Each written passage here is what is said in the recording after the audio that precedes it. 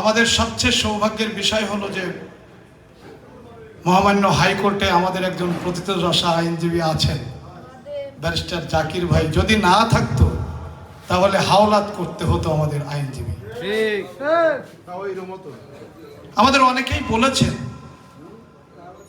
রেজাউল ভাই বলেছেন যে বাগেরহাটে কোনো নেতা নেই, যার কারণে এই বাগেরহাটে হাত দেওয়ার সাহস পেয়েছে। ঢাকায় যখন গিয়েছি সবাই ওই কথা বলেছে যে 3টের বেশি আর পাওয়া যাবে না, যার যার আসন নিয়ে সেই কাজ করা শুরু করে। ঊর্ধ্বতন নেতৃবৃন্দ বলেছেন, অন্য নেতৃবৃন্দ বলেছেন, আইনজীবীরা বলেছেন। আমি একজন আইনজীবী হওয়ার কারণে আমি সবসময় আস্থা রাখি। আমি আসলে একজন দৃঢ়শীল এবং আত্মবিশ্বাসী লোক। আমি বলেছি যে এটা ইন্টারিম গভর্নমেন্ট, এটা কোনো ফ্যাসিস্ট গণতান্ত্রিক সরকার নয়।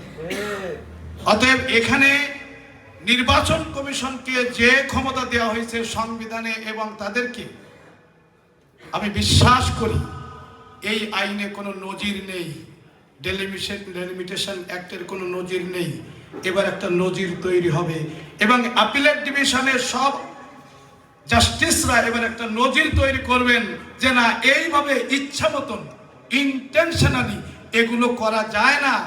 এর উপরে কোর্ট আছে, হাইকোর্টের সুপ্রিম কোর্ট সেটা করে দেখিয়েছেন যে না। আর এইটা আজীবন যতদিন আইন থাকবে বিচার থাকবে। নজির হিসাবে সকল আইনজীবীরা এটা উল্লেখ করবেন যখনই নির্বাচন কমিশনের কোনো বিষয় আসবে আর সেখানে নাম লেখা থাকবে ব্যারিস্টার জাকির হোসেন, এটা আজীবন আইন অঙ্গনে ব্যারিস্টার জাকির ভাইয়ের নামটা লেখা থাকবে। জাকির ভাইয়ের ভূমিকাকে আমরা ছোট করে দেখতে চাই না। আমরা এখানে সবাই ঐক্যবদ্ধ ছিলাম।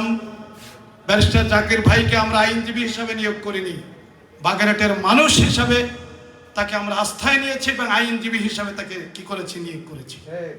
সেদিন আমরা বাগেরহাটবাসী যখন একটার পরে যখন আমরা সেখানে গিয়েছি, জাকির ভাই সবাইকে ডেকেছে এবং এক টেবিলে বসেছি।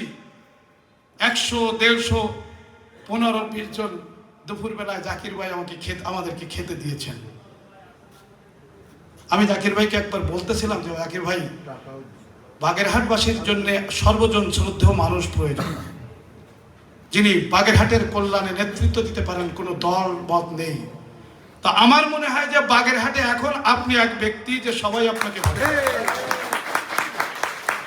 আর আমাদের আরেকজন সর্বজন শ্রদ্ধেয় আছেন আমাদের মাওলানা রেজাউল করিম, সবার কাছে শ্রদ্ধা পাবেন।